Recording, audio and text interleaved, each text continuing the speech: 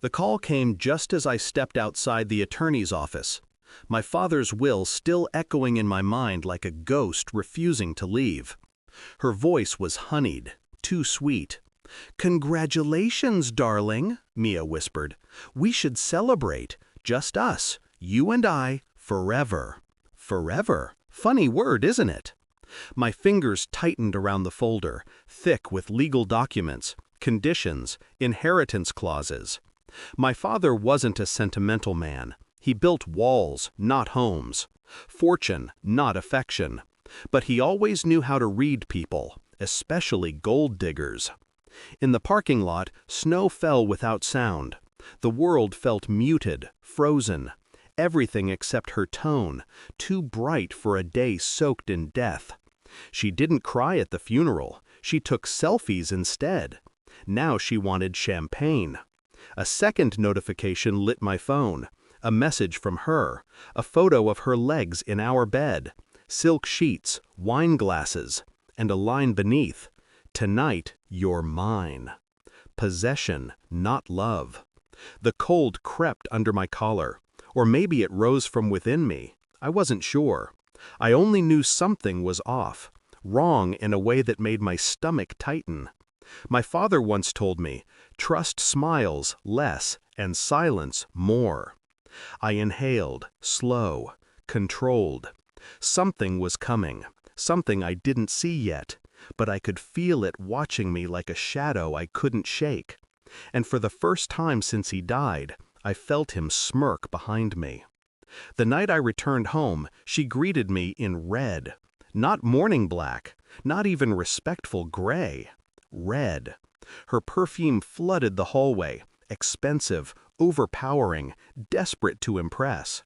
She kissed me like a claim stamp, tasting the edge of victory. But her eyes were elsewhere.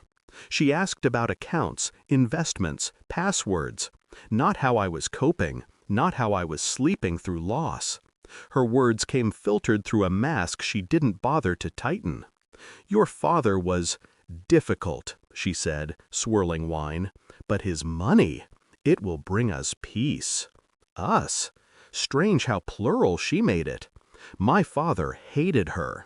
I watched her laugh too loudly, flirt too boldly, cling too tightly.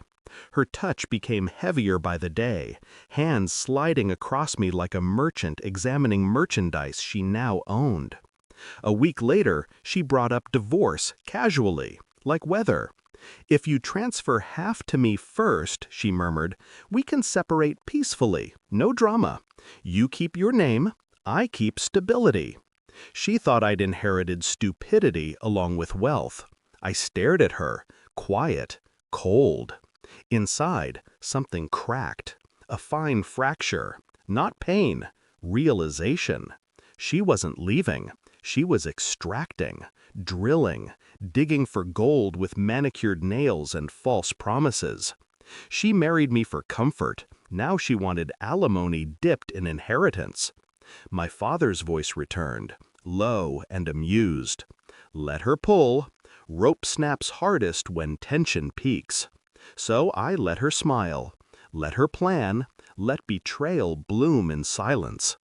I played the doting husband, dinners, gifts, weekend trips. She thought wealth made me blind, but I watched. Her late-night calls, her second phone she hid in her drawer beneath lingerie, the scent of cologne she didn't wear. I followed patterns, not emotions. I found hotel bills, a man's watch under the passenger seat, Uber trips to places she claimed she'd never been. She changed passwords. I didn't confront her. Instead, I cloned her SIM, retrieved deleted files, hired a discreet investigator with no conscience, just invoices. The report arrived slowly, weekly. Photos, videos, receipts. Her with someone else. Sometimes two someones. He wasn't rich, just young, fit, temporary pleasure.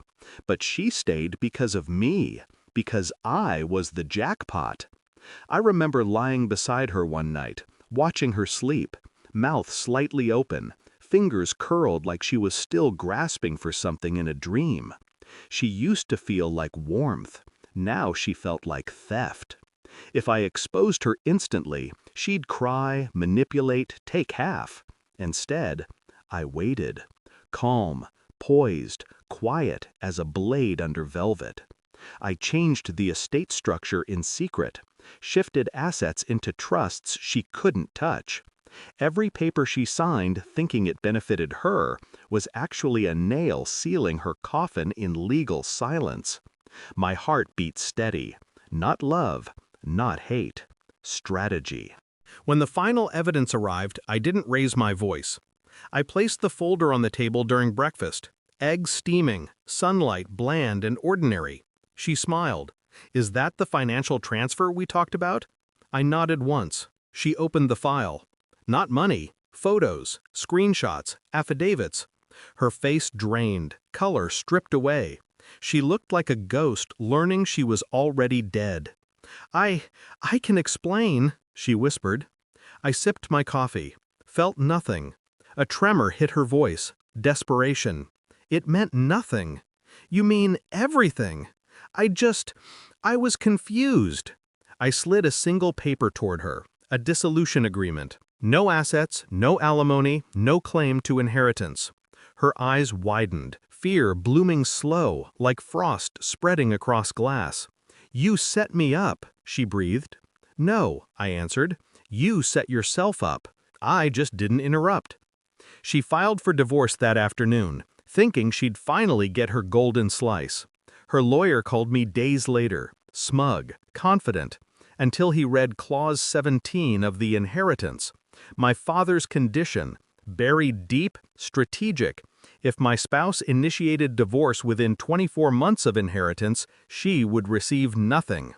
Dad predicted her before she existed. Her voice on the phone cracked like ice under weight. "You tricked me, you cold bastard!" "I learned from the best," I said. "My father." She begged, pleaded, threatened. I listened in silence, the way power listens. A week later, Thanksgiving approached. She called again, not to reconcile, but to ask for a piece of what she thought she earned, as if fortune was charity. She ended with venomous confidence. "If you want dinner with family, come wash the dishes." I simply replied, "Enjoy." Then I posted photos, not of plates, but of the villa my father left hidden in Switzerland. Glass walls, alpine skyline, warm fire glow. Her calls came like a storm. 71 times. I answered none. Snow fell outside again. Quiet, soft, honest. I stood by the window, watching mountains cut the horizon like sharp truths. I didn't miss her. I missed who I thought she was. An illusion built from loneliness. Betrayal is strange. It doesn't break you, it chisels you. I poured whiskey, raised the glass toward the empty room. "To you, Dad," I whispered.